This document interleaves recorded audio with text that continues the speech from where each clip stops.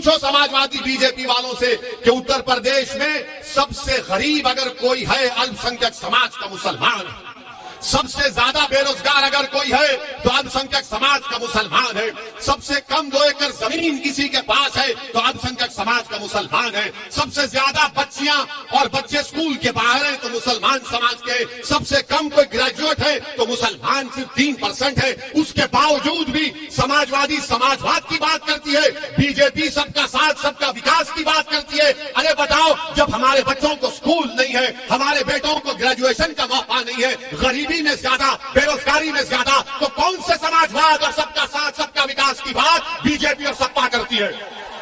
اگر اتر پردیش میں قنوج میں آپ کی ووٹ کی اہمیت ہوتی تو طاہر حسین کو اکھلیش گھر میں نہیں بٹھاتا۔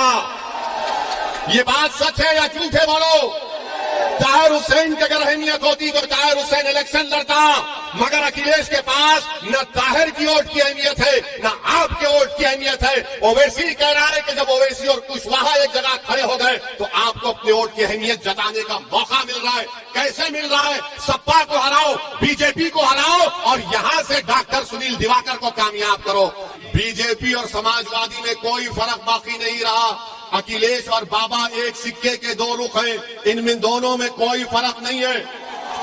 اگر آپ بابا سے پوچھیں گے تو بابا بولیں گے اویسی اتر پردیش میں طالبانی مانسکتا کو آگے بڑھا رہا ہے۔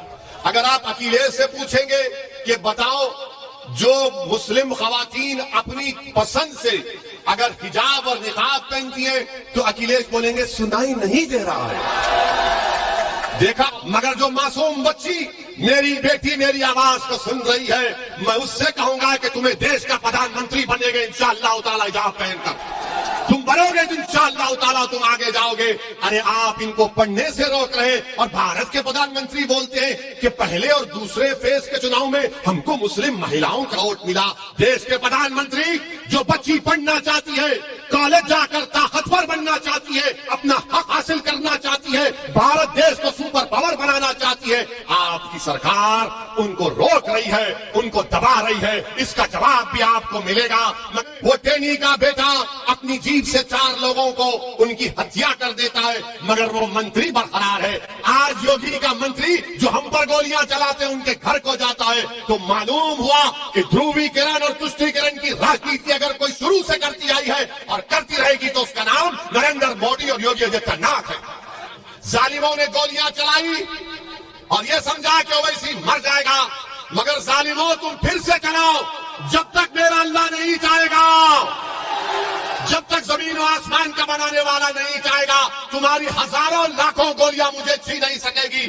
جس دن اللہ چاہے گا اس دن دنیا سے سب جائیں گے، کوئی نہیں بیٹھے گا یہاں پر، مکھیہ منتری پردھان منتری اویسی سب جائیں گے، مگر ظالم یہ سمجھا کہ 4 راؤنڈ گولی چلانے سے آواز ختم ہو جائے گی۔ ہاں اگر اویسی مر بھی جاتا مگر تم زندہ رہتے اور تم کو میرا پیغام پورے اتر پردیش میں لے کر جانا پڑے گا۔ کیا آپ لے کر جائیں گے؟ کیا آپ لڑیں گے اپنے حق کے لیے؟ کیا آپ مجلس اور بھاگیداری پریورتن مورچہ کا ساتھ دیں گے؟